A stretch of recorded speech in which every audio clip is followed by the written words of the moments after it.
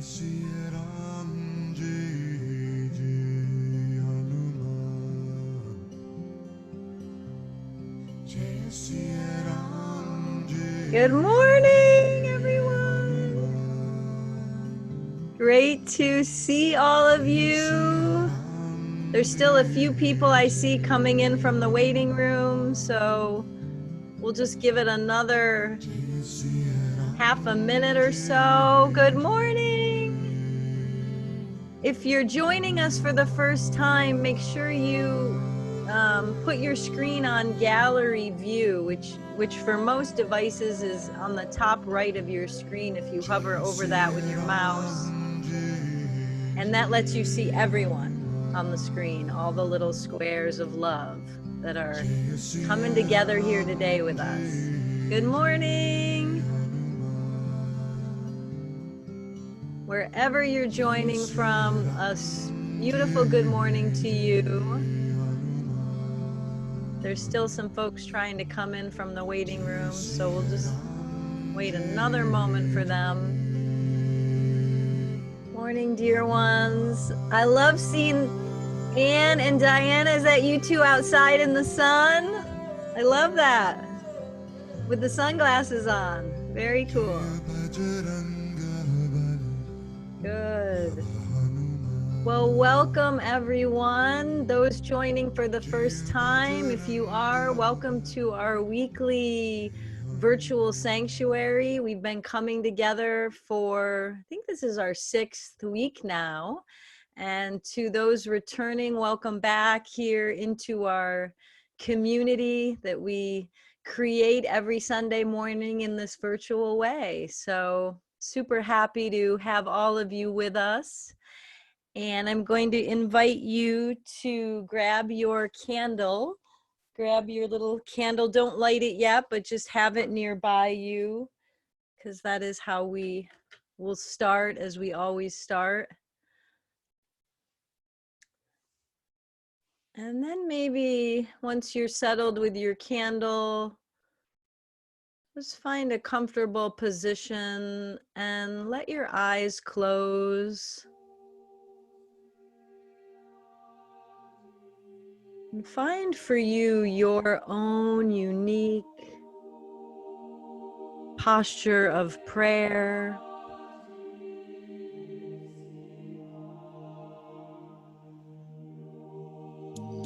However it is that you bring yourself into this present moment. Stay here.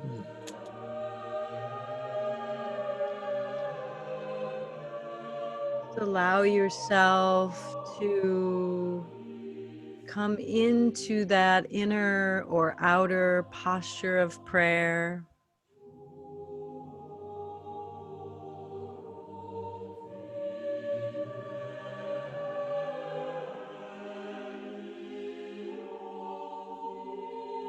Taking a moment just to remember that we are already and always in and enveloped by this greater presence.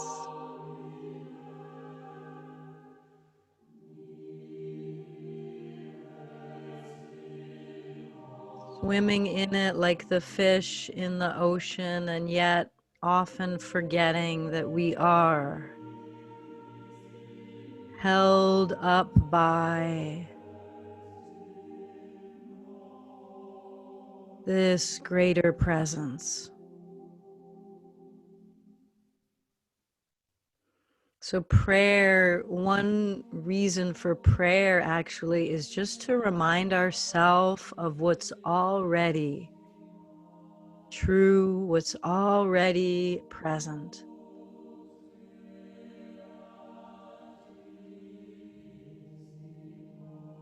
Turning towards it.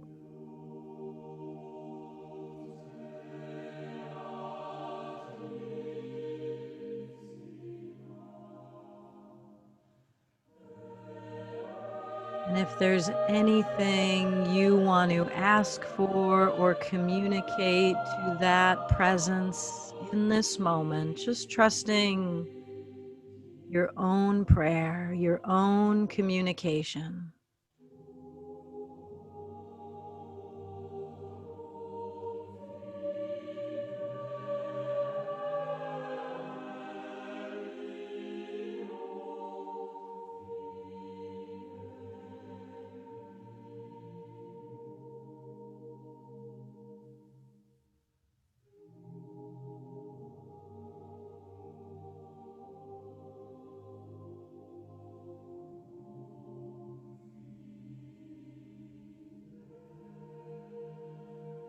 And then, as a way to complete this prayer, just lighting that candle, that light symbolizing this presence that's always with us, always guiding us. And lighting that light is the recognition, in a way, the saying, yes, I see you, I feel you, and I want to know you even deeper.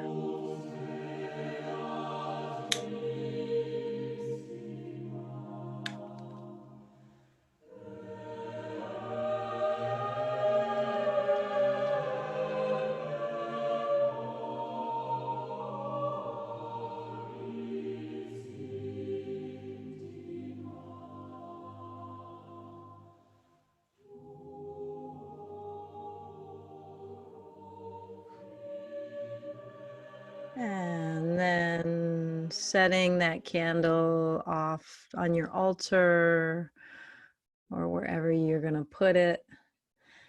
As we move now into calling in the 4 directions. And today I will be sharing with you, as we do this prayer, as we do this practice, I'll be sharing with you a particular prayer to the 4 directions from Chief Seattle, who is the leader of the Suquamish and Duwamish Native American tribes. So we'll use his words today to guide us in our invocation of the beautiful qualities and gifts that these 4 directions have for us in our life and in our journey right now, dealing with the challenges that we're dealing with. So if you haven't joined us for this before, you're going to want to turn towards the east in whatever room you're in. That's the spot in your room where the sun rose this morning. You want to face the rising sun. So go ahead and just turn yourself to the east. And there is no right way to do this. You can just find for yourself what is that body posture that for you opens yourself to these directions. So it could be sitting, it could be standing. Just trust for you, how you want to connect to the east. And then just close your eyes and imagine that rising sun. See in your mind's eye that rising sun.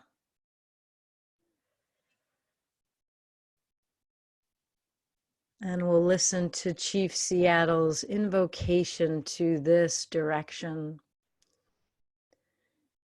Great Spirit of light, come to me out of the east, the power of the rising sun. Let there be light in my words. Let there be light on my path that I walk. Let me remember always that you give the gift of a new day.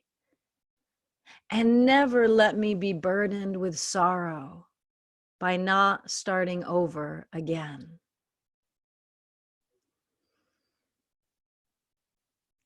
Taking a moment to speak out your own prayer to this direction of the east, direction of the rising sun of new beginnings.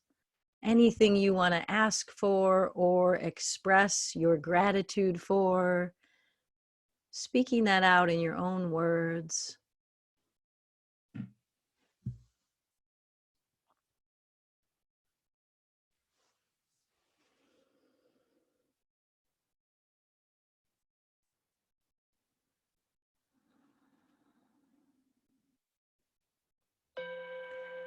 Taking an inhale, let yourself fill with the gifts of this direction. And then bowing down, offering our thanks to the east. And then just turning yourself a quarter turn to the right.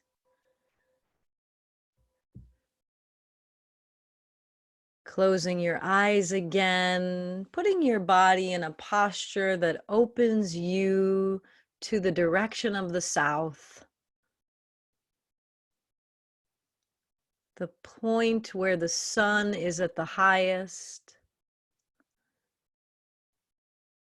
Great Spirit of creation, send me the warm and soothing winds from the south. Comfort me and caress me when I am tired and cold. Unfold me like the gentle breezes that unfold the leaves on the trees. As you give to all the earth your warm, moving wind, give to me so that I may grow close to you in warmth. Remind me always that human beings did not create the web of life. They are but a strand in it. Remind us and teach us that whatever humans do to the web, we do to ourselves. Taking a moment to speak out any prayers to this direction of the south, direction of warmth, of comfort, direction of growth on our journey. Anything you want to ask for or give thanks for, speaking that out now.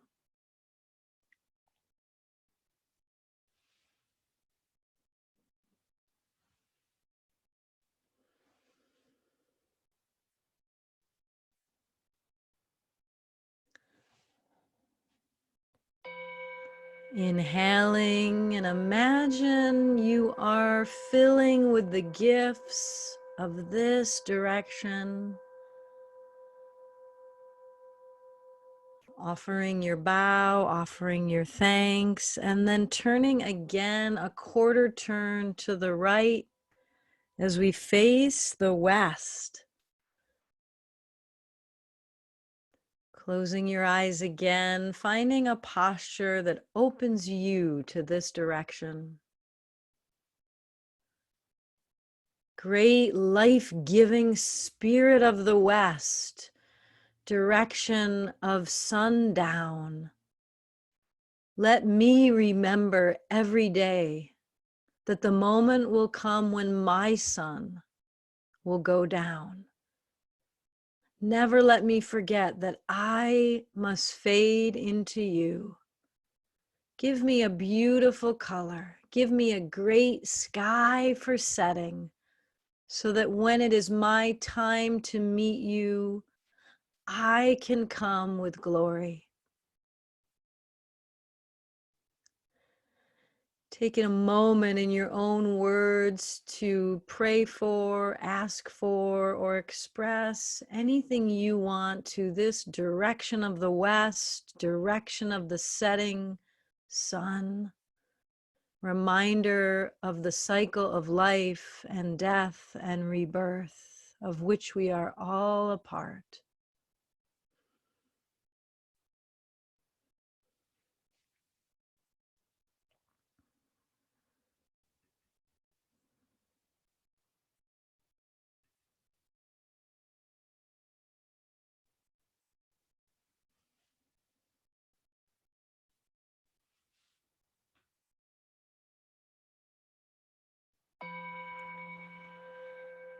Taking a breath, filling with the qualities and gifts of this direction. Offering our bow of thanks to the west. And again, making a quarter turn to the right. Closing your eyes again, finding a posture to open up to the direction of the north.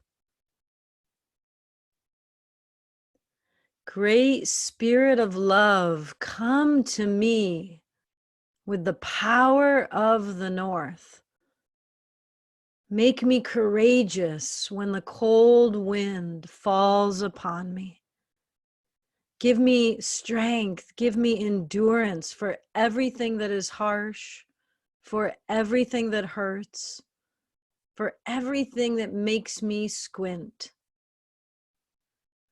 Let me move through life ready to take what comes from the north.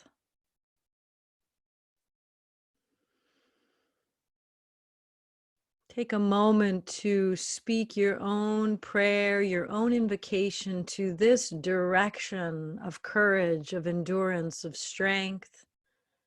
Anything you want to ask for or give gratitude for.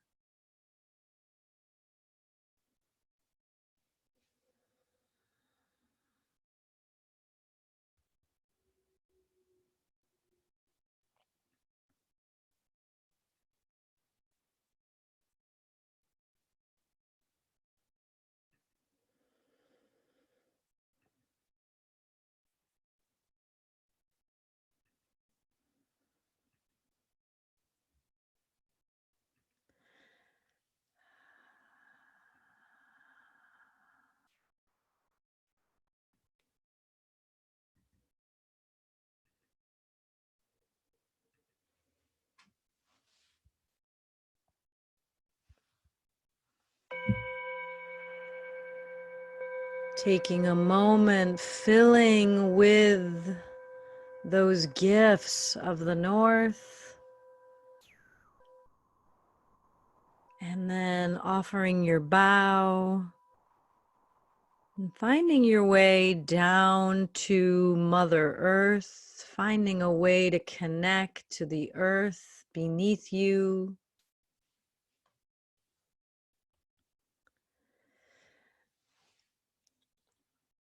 Maybe you can keep your hands on the earth or feel your feet on the earth. Let's take a moment first and foremost to feel that great mother that is always under us, never wavering, holding us, supporting us, lifting us up.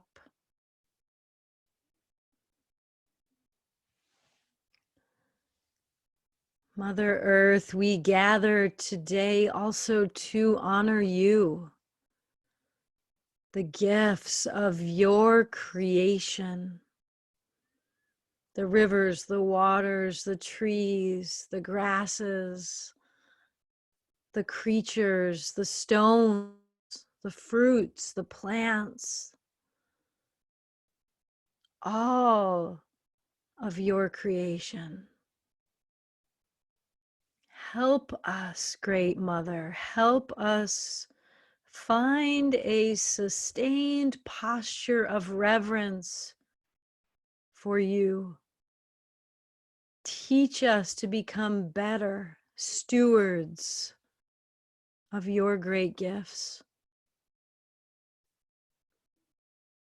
Help us honor our own life, the greatest gift, and use that life in service of your creation and your creatures.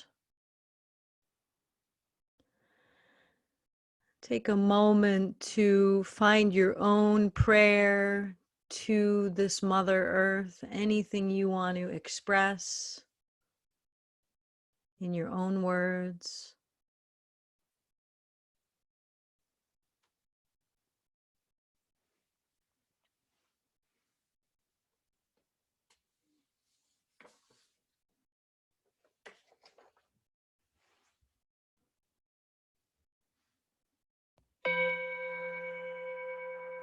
Inhaling, breathing in the gifts of our creation, of our great mother, And then opening to the sky, the heavens, the above, that unnameable mystery.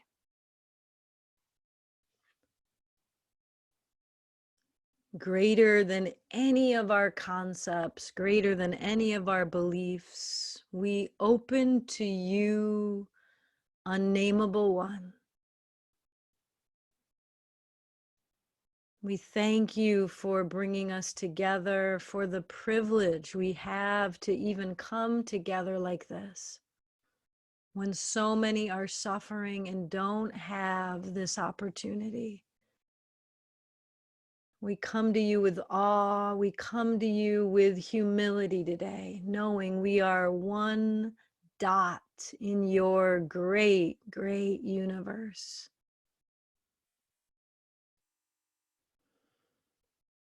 Speaking out anything that's true for you as you open to this mystery.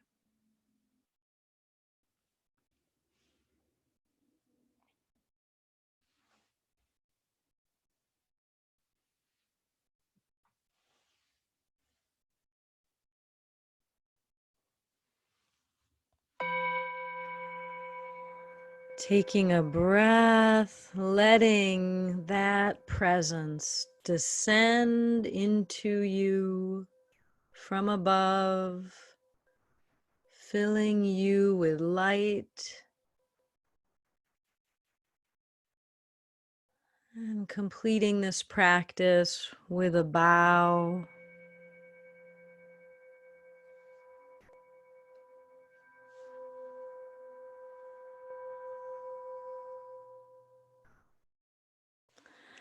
And very gently finding your way back. If you had your camera off and you want to rejoin again visually, feel free to do that. Welcome to anyone that joined us in the middle of that. You are welcomed and so excited to have you here today with us. So I wanted to spend a few minutes today talking about one of the challenges that I feel I myself and the people I talk to that we find ourselves in dealing with this particular threat we're facing. But to talk about that, I want to just remind us all of something we've heard growing up in our Judeo-Christian culture, something we've heard many, many times, and it comes from the Old Testament. There's a moment in the Old Testament, in the book of Leviticus, where Moses is writing down all these standards, these holy standards laid out by God, and trying to make them personally applicable to his people, to the Israelites. And of course, in that passage, one of the most popular and profound messages of that passage is the call for the love of neighbor. And the actual passage, just to read it to you, I know many of you have heard this before, and I would invite us all to, sometimes when we've heard something so many times, it can become rote, it can become almost cliche. For the purpose of our service today and these teachings, I'd invite us to hear this passage. It's very short, but just to hear it with fresh ears today, as if we're hearing it, kind of taking it in for the first time. Here it goes. You shall not hate your brother or sister in your heart, but you shall reason frankly with your neighbor. You shall not take vengeance or bear a grudge against the children of your own people, but you shall love your neighbor as yourself. You shall love your neighbor as yourself. Again, we've heard this. It's actually found in virtually every spiritual religion, tradition on the planet, there's some version of loving our neighbor as ourself, treating others the way we would treat ourselves. And though we find it in every tradition, and though we know it to be a profound call of how to be with each other as human beings on this journey, I'd like to propose that answering that call, living into that call, is perhaps just as difficult today as it was when it was written down, 2,500-ish years ago. And yet there's a profound opportunity to revisit that teaching right now, because we can see right now, looking around at times, looking around our world, we can see this intense division, divisiveness, hatred playing out on our world stage here. And coronavirus, in a sense, has taken whatever divisions there already were, whatever judgments there already were that we had about each other or about groups or races or cultures. It's sort of taken, in a way, what was already there from our dualistic minds and kind of put that on even greater display, put that on steroids, if you will. And so I think it's worth revisiting this original invitation to what does it really mean to love our neighbor as ourself.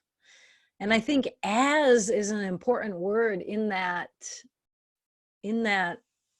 passage. I looked for what is the original translation of the Hebrew. I couldn't find it, but I do feel like the word "as ourself," because in order to love our neighbor as ourself, we have to first and foremost recognize that our neighbor is ourself. In the Hindu tradition, that's, a common theme. The Hindus believe that our own self or soul is identical towards with the self and soul in every other human. And so in order to love as ourself, how do we recognize ourself over there? In the compassion teachings, this is known as recognizing common humanity.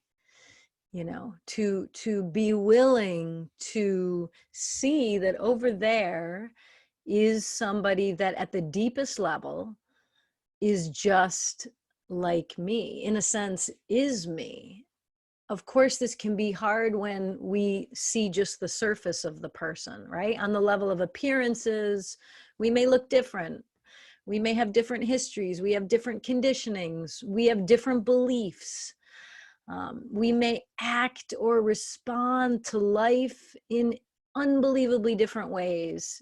We may be responding to this coronavirus in entirely different ways. And yet, at the core of that response, at the core of those beliefs or behaviors, there is a sameness. We are all human. We all ultimately want to feel safe, want to feel happy. We all wish to not suffer. And that can be hard to see if we just remain at the surface level of the human, right? If we just remain at the level of appearances and beliefs, we can forget that. And so loving our neighbor as ourself, or as the compassion folks would call it, recognizing common humanity, to do that is an unbelievable challenge. To be willing to see deeper into that family member that we disagree with, to see deeper into that person that we work with that challenges us or triggers us, and then even to see deeper into the people that we feel vehemently opposed towards. Of course, practicing common humanity, practicing love of neighbor is easy to do when it's somebody that we already love, or that we already feel that connection, that common bond with. How to do it when we've cast somebody in our mind as the enemy. And right now, in this global threat we're going through, it's really important to remember that our minds, our brains, literally, are responding to threat right now. There's a global threat that's present, right? And for some people, they feel that threat at the physical level with regards to getting the virus and dying, or maybe their family members getting the virus and dying. For some people, they're feeling that threat at the financial level. You know, their whole financial backing and support has been ripped from under them. Some people are feeling it more at the emotional level. They're alone, living in their homes, feeling isolated, alone. Some people are feeling it at the cultural level. We know there are communities, the Black and Brown community, the communities of poverty and homelessness that are feeling, the indigenous communities, the Native communities, feeling this threat to a much bigger degree. And so I think it's important to remember our brain on threat and what it does. And it actually operates entirely 180 to love our neighbor, right? When our brain is under threat, it is constantly scanning the environment for who the enemy is as a way to protect ourselves. This is just how we're biologically wired. And so the brain is quickly categorizing people into good and evil, quickly categorizing other people's points of view as right or wrong. You know, we can experience extreme forms of binary thinking and extreme forms of judgment right now towards individuals, towards groups. There's intense stereotyping going on. We know that folks in the Asian community are experiencing, here in the US anyway, being victimized of racial profiling, and all sorts of things are going on, and it has to do with our brain's response to threat. That is what our brain does. It just operates that way out of feeling this danger. And so I think it's important in the face of all that to remember that yes, that threat is going on. Yes, we can acknowledge that and come to connect with the part of us that's not just our biology, that's not just our primitive brain and its responses. We are also called to be greater than that. We are called to be compassionate in the face of this global crisis. We can't just heal this global crisis medically. That will be one way we heal it, but we also are called to heal it spiritually. And that's where compassion and this ability to recognize common humanity over there becomes so important, because that is, in my estimation, how we can show up for each other amidst this unbelievable challenge we find ourselves in. Who are we going to be? Are we going to be just subject to that mind and just believing the judgments of that mind? Or are we going to access this other part of ourself? In the religious and spiritual traditions, that's called the heart, right? That part of us that can hold differences, that can hold divisions, that can hold somebody who may be completely disagrees with us or is doing life totally different than us. And by the way, we may still not agree with the choices or the behavior of that person.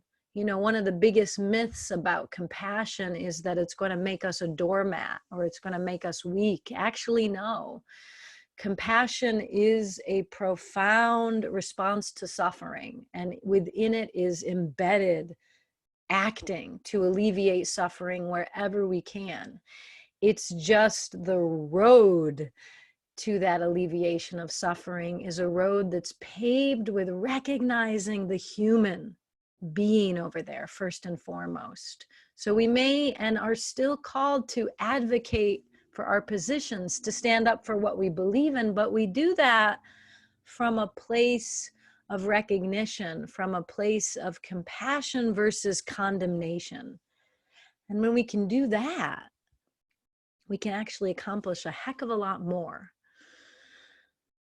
So I want to invite us just for a moment to take in that notion of love of neighbor and to reflect for ourselves. You can either do this in your journal if you have a journal with you, or you can just do it with your eyes closed.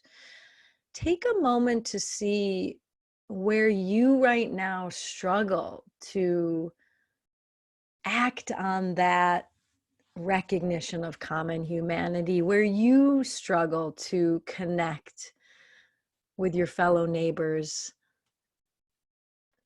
Who has your mind maybe cast out as the enemy? Where are you challenged to hold your fellow human beings with this kind of regard? Just take a moment now and think about that, or write about that for yourself.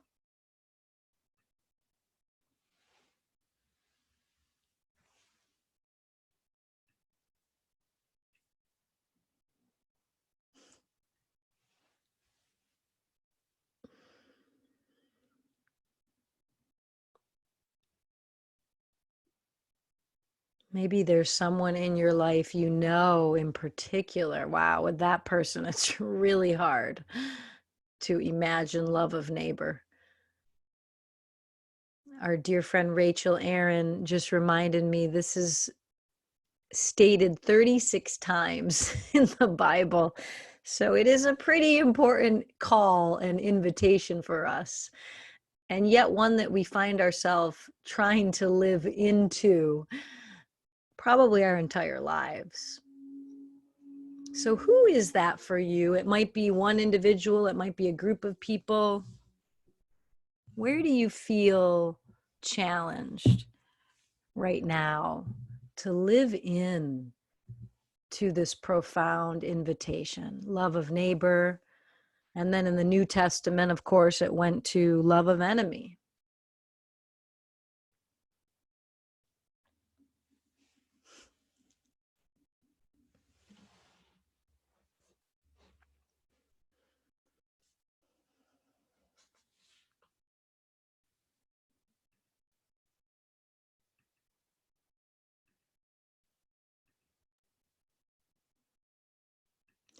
And if you can identify, just for today, for the purpose of this exercise we'll be doing with this, just identify one person that today you want to practice this practice with. I'll be guiding you into a practice to help us recognize that common humanity. So just, you may have a bunch of people on your list there in your journal or in your mind's eye. Choose someone for today that you want to practice this with.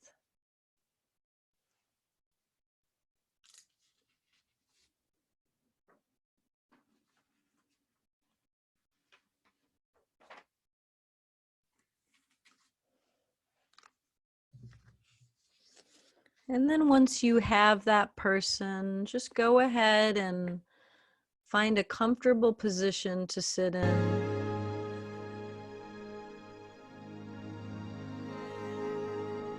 Close your eyes for a moment. Take a couple deeper breaths.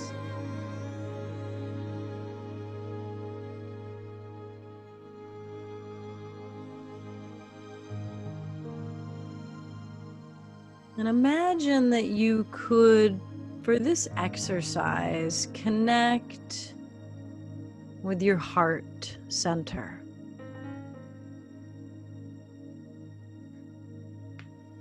That's the part of you where compassion already exists.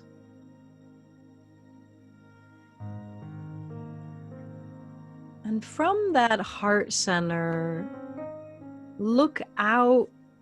Imagine you could look out to this person who you struggle with.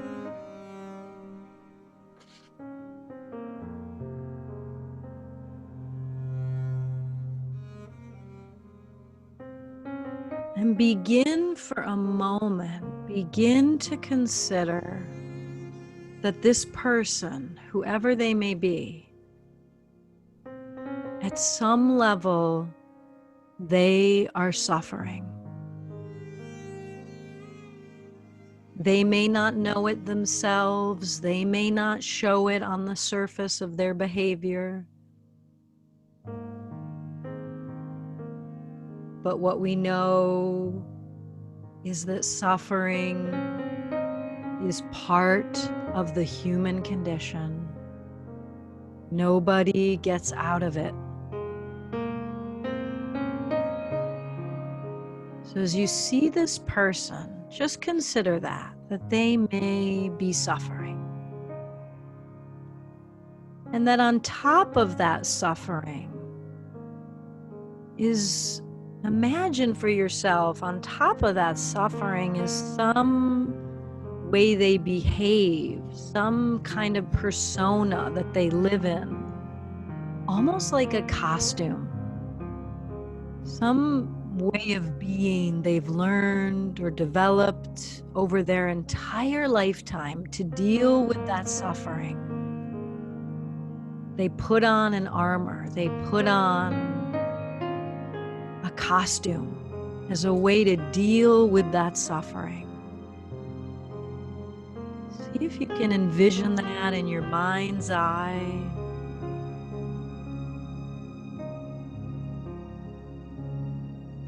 And for the purpose of this exercise, imagine for a moment that armor, that costume that they wear, imagine that you, right in this moment, with the eyes of the heart, you are able to see through that veneer.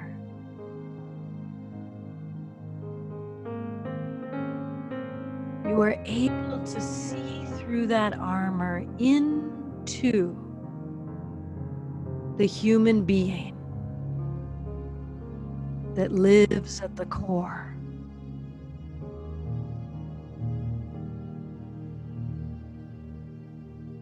And as you see through that armor,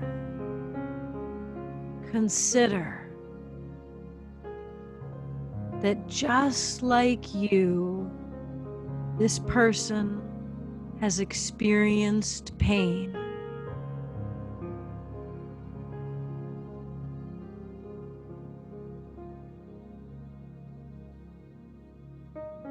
That just like you, this person wishes to be free from suffering.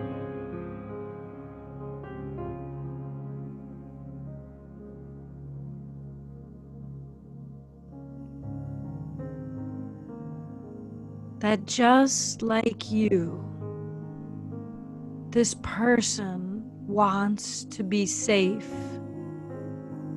and healthy.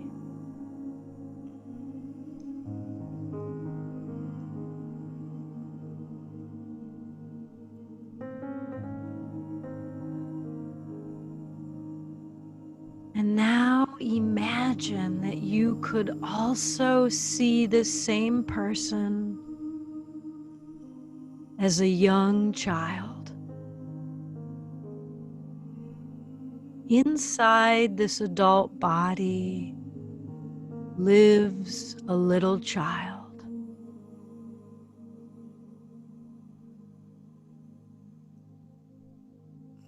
And what we know is that no child comes into this planet intentionally wanting to cause harm. That is something they learned. No child comes onto this planet intentionally wanting to hurt, to spread hatred, violence. That is something they learned. For a few moments, as you envision this person as a small child, allow yourself to see or feel or maybe even sense that they, just like you, had moments of feeling utterly alone.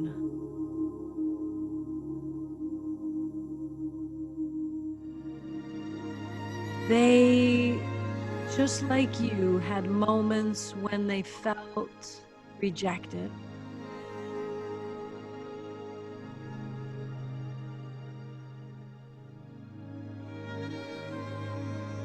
Just like you, they had moments of feeling afraid.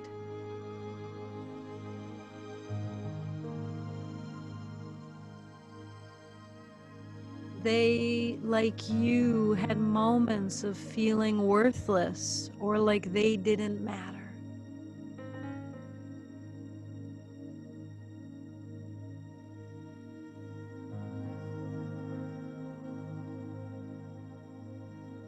Just like you, they had moments of having their heart broken.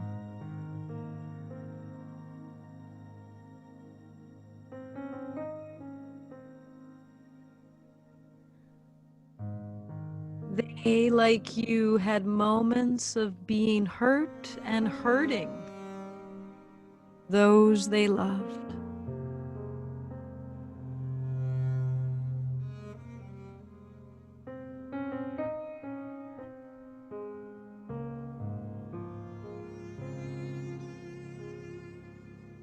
And we go one final step in this meditation, in this practice. I'm going to invite you, if you're able to, and if not, you can just stay with the visualization you're doing, seeing them as that young child. If you want, you can add in this final step where on the inhale, you're invited to be willing to acknowledge, recognize the suffering in that person. On the inhale, you almost breathe it into your heart or say to yourself, I acknowledge that you suffer just like me. On the exhale, you send back to this person the wish, may you be free from suffering. So again, on the inhale, you acknowledge the suffering that's over there, that's the same as yours. And on the exhale, send them the breath of loving kindness. May you be free from suffering. So we'll just do that for 1 minute together. You can breathe in your own time, breathing in, opening to the suffering over there. Breathing out, wishing them freedom from that suffering. Doing this at your own pace.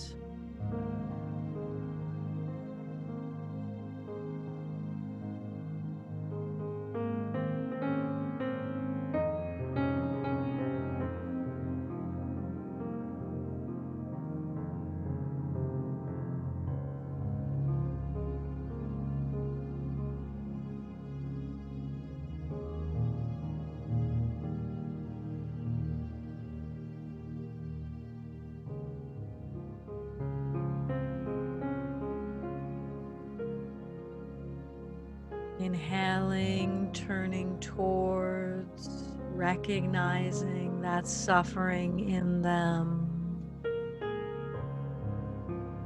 Exhaling, wishing them freedom from that suffering.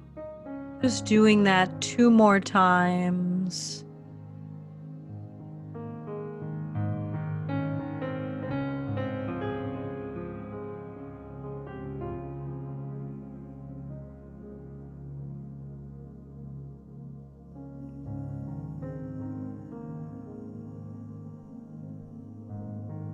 And one last time, breathing in, acknowledging this human quality of suffering.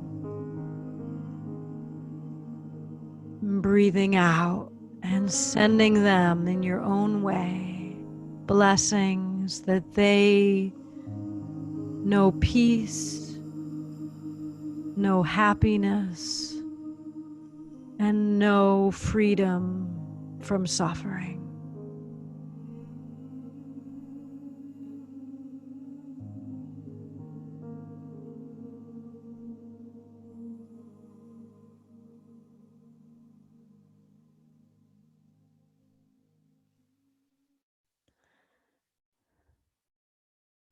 Taking a moment now just to gently bring yourself back. And before you come all the way back, just invite us all to think of some action that we could take to help us in the face of this threat, in the face of this challenge we're in. What is one thing you could do to bridge yourself towards the other when you're not feeling that love of neighbor, when you're not feeling that common humanity? What is something you can do? It might be a random act of kindness towards somebody you wouldn't normally move towards. It might be a practice like this that we just did to help you. It might be engaging in a respectful dialogue with somebody who you're so different towards. So just think for yourself of one small act that you can practice. And if you are so moved to share that with us in the chat, you might inspire somebody else that's having trouble finding something. So if you have something that you want to do or feel committed to doing, I invite you to share it with us in chat. I'll read a few of them to the group. Something you can do to bridge this divide when you're feeling that separation, when you're feeling that you might be engaging in this dualistic thinking. What is one thing that you know would help you? And that might help others. So I'm turning the chat on to make it public. Feel free to share that in the chat if you feel so moved.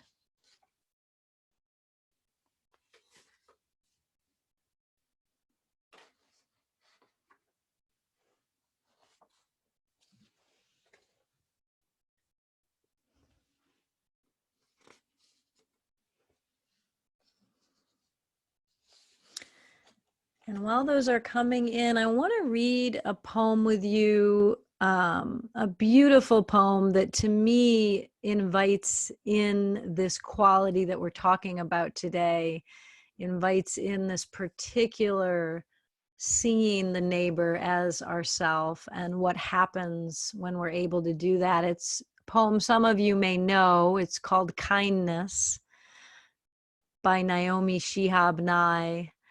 I just found it this week, but it has touched me so deeply. So while you're pasting into the chat here, I will read you this.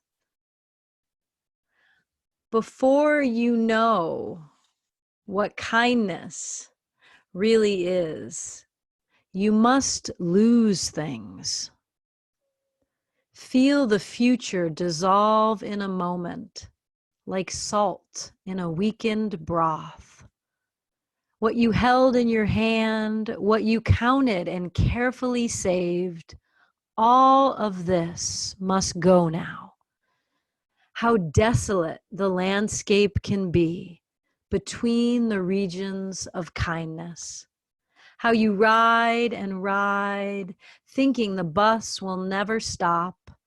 The passengers eating maize and chicken will stare out the window forever. Before you learn the tender gravity of kindness. You must also learn sorrow.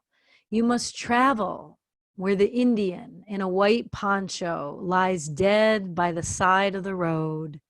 You must see how this too could be you, how he too was someone who journeyed through the night with plans and the simple breath that kept him alive.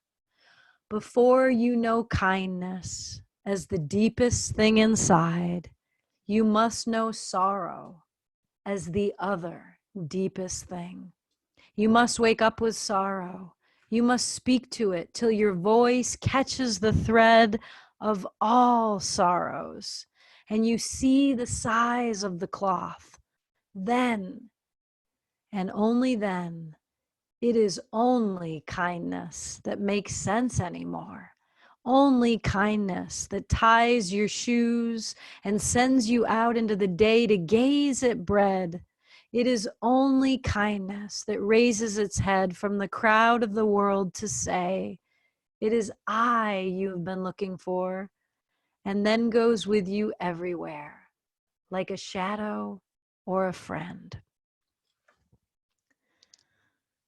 So she calls us to this kindness that's born from the recognition of sorrow.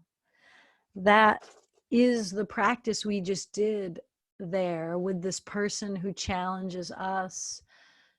When we're able to recognize the sorrow over there, the common human struggle of suffering, we may have unbelievably different ways of dealing with that suffering. And that's where we get into conflict with each other. But when we're able to drop into what connects us, which is the suffering, another level of kindness is born. So I'm going to read a few of the chats that came through. May they inspire you to a greater love of neighbor this week. From Susan in Washington, D.C., listening or singing David Newman in my mind, love, peace, and freedom for us all. Beautiful, Susan. Jody's going to reach out to a colleague who can be difficult and see how she's doing. Awesome.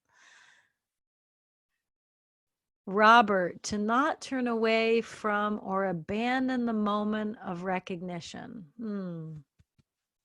Anne from Canada, connecting with Mother Nature. Yes, whatever it is that helps you, whatever it is that helps you come back to center in those moments when you're feeling that division, whatever helps you access that kindness, that love of neighbor that, as Aaron reminded us, is all over. 36 times we're invited to this.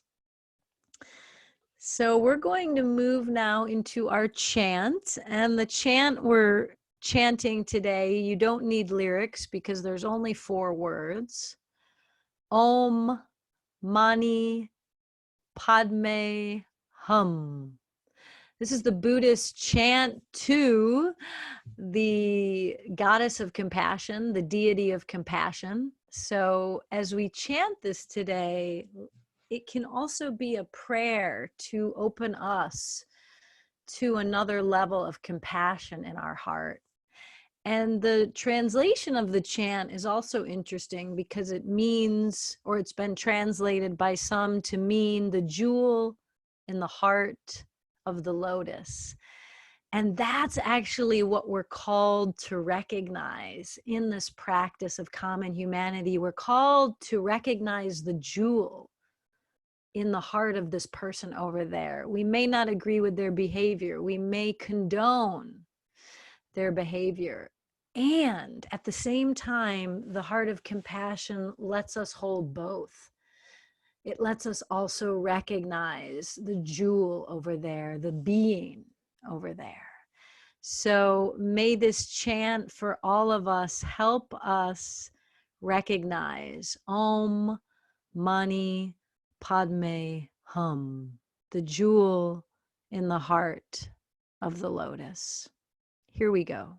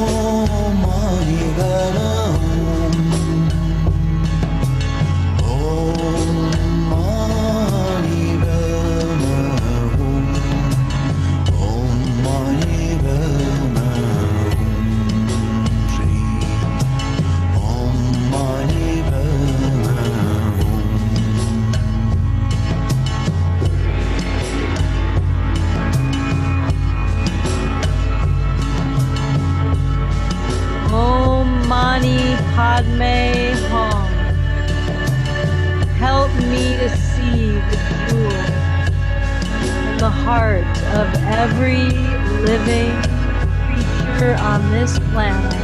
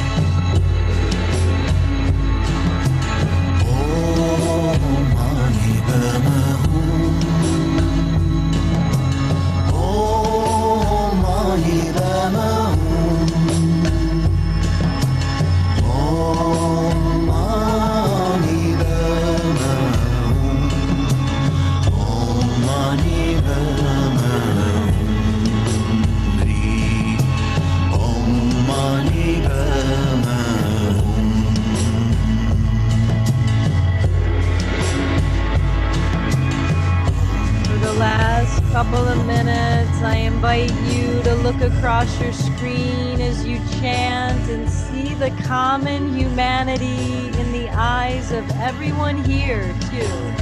Your community of brothers, of sisters. Sing it to them. Om Mani Padme Hum. I see you. I see your light. I see the jewel that you are.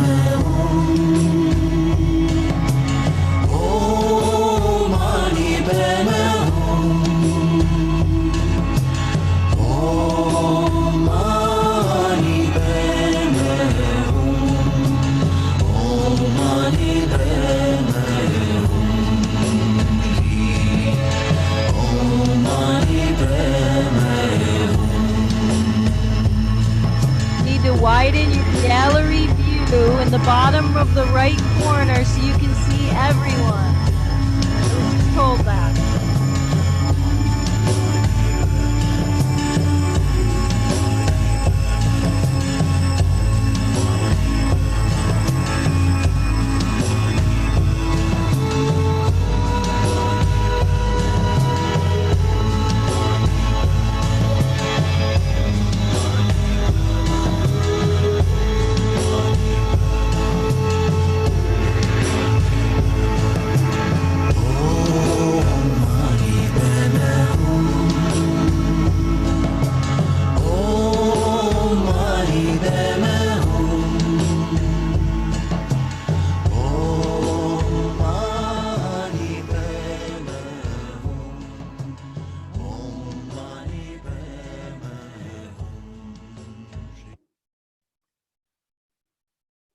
If you didn't get to see everyone, and you can, just put your mouse over the gallery view and just take a moment to look around the screen,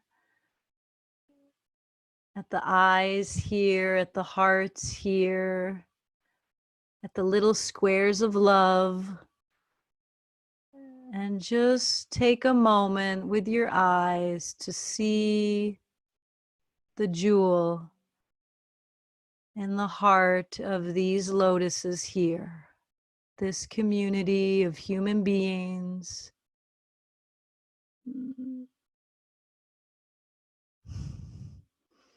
Little Alice, thank you for reminding us, Alice, of our own innocence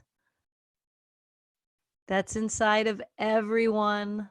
It's so easy to forget, Alice. Thank you. You remind us of this. And wherever you are now, I want to invite you to grab your water for our blessing. Have that with you.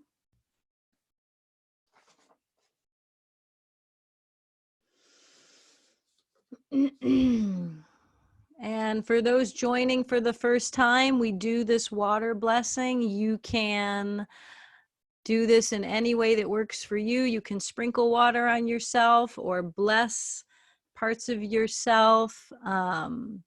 Some of you might do the sign of the cross, whatever way works for you. What I like to do is bless.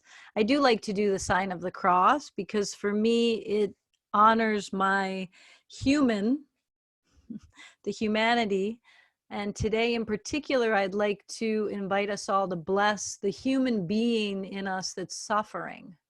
That's what we're called to see in others. So let's bless that part of us that's also suffering and challenged by life right now. And then also blessing this vertical dimension of self, the part of us that is already compassionate, kind, loving, the part of us that is already bigger than just our biological survival instinct. So go ahead in your own way and bless the human and the being that you are.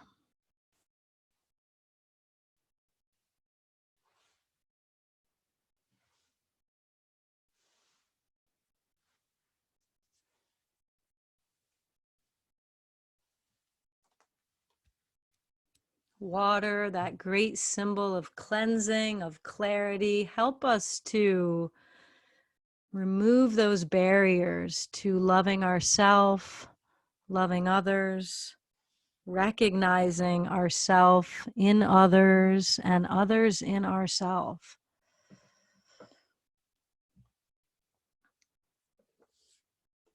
And then just closing our eyes a moment as we take these final minutes to pray for others.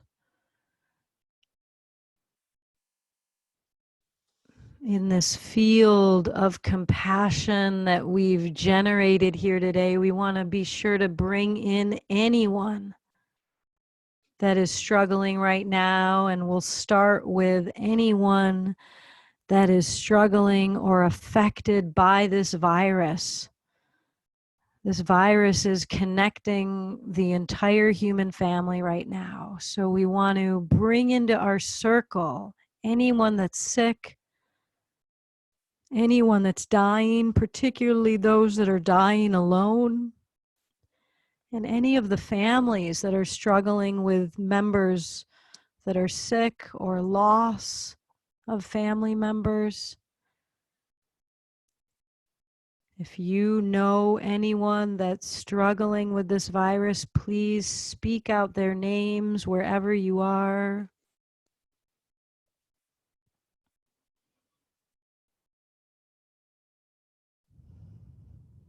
And together, let's send them our deepest well wishes. May you be free from suffering.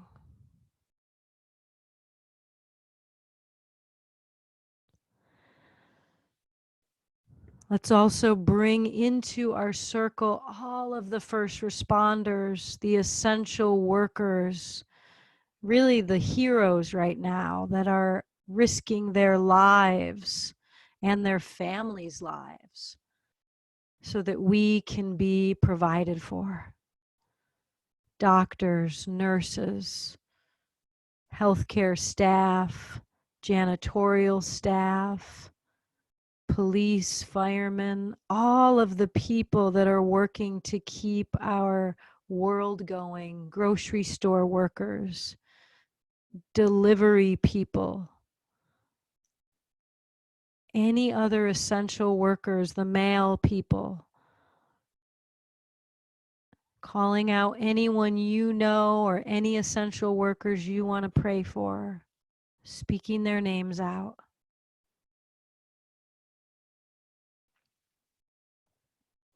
As we send them together, our heart's deepest blessing, may you be free from suffering.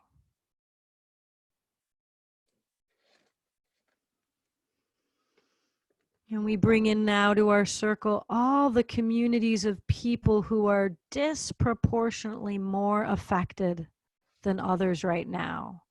The indigenous, the native communities, the communities of homeless people, people living outdoors, the communities of the Black and brown, the African American communities who are having worse health outcomes right now. Any community of people that feels isolated, cast out, or in some way disadvantaged. We bring all of these communities of people into our circle now and hold them. And together send them our deeper prayer. May you be free from suffering.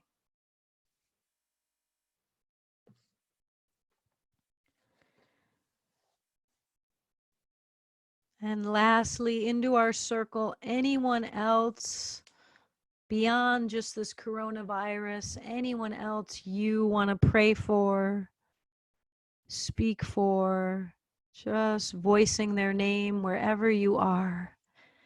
Maybe even your own self if you're suffering right now.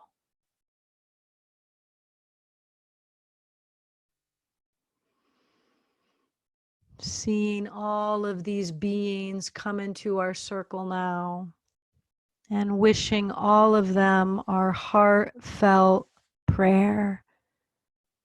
May you be free from suffering.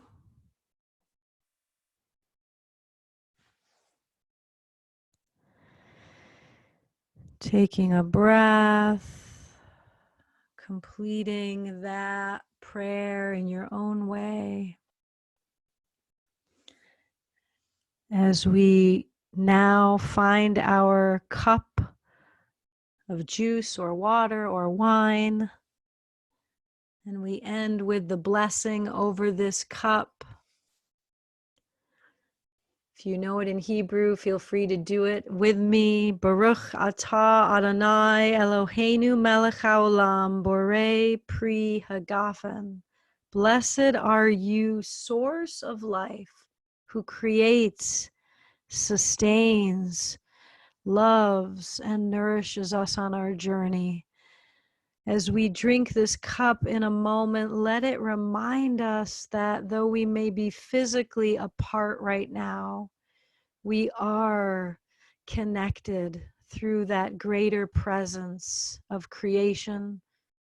We are brothers, sisters, and children of the one creation. And as we drink this cup together, let it help us remember we are already one. Go ahead, enjoy your fruit of the vine, whatever that is for you this morning.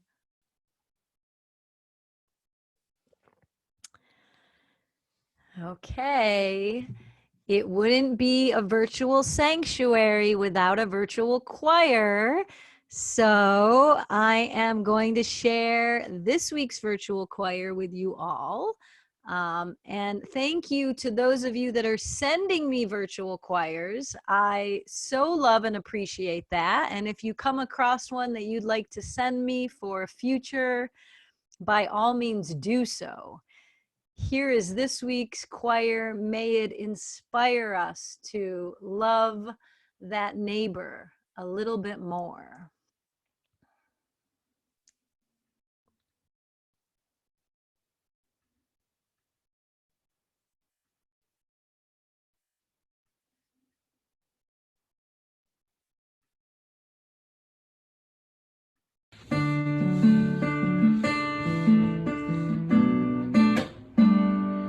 Don't be sad, a smile can lift a heavy heart.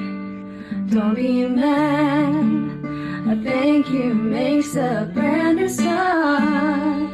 You might think that it's simple, or that it's too naive, but we all could use reminding of what we really need. Yeah.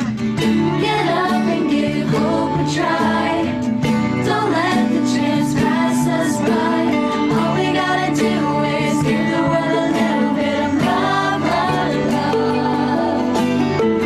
Get up and give hope a try. Don't let the chance pass us by. All we gotta do is give the world a little bit of love, love, love. How we done trying to break the world apart. Wherever we're from, each one of us has a beating heart. What we want the most in life is to find some joy in everything, everyone, everywhere under the sun. Get up and give hope a try. Don't let the chance pass us by. All we gotta do is give the world a little bit of love, love, love. Get up and give hope a try. Don't let the chance pass us by. All we gotta do is give the world a little bit of love, love, love. Show don't tell, in the spaces we dwell. Give a touch of heaven while it feels like hell. Don't curse, just bless as we go through this mess. Practice mindfulness to relieve that stress. Inhale, exhale, other methods will fail. Gotta stay fresh for the love to prevail. Embrace the sunset till the break of dawn. Love your neighbor as yourself, let it flow, hold it on. Get up and give hope a try. Don't let the chance pass us by. All we gotta do is give a little bit of love, love, love. Get up and give hope a try. Don't let the chance pass us by. All we gotta do is give the world a little bit of love, love, love. Get up and hope a try. La, la, la, la, la. All we gotta do is give the world a little bit of love, love, love. Get up and hope a try. La, la, la, la, la. All we gotta do is give the world a little bit of love,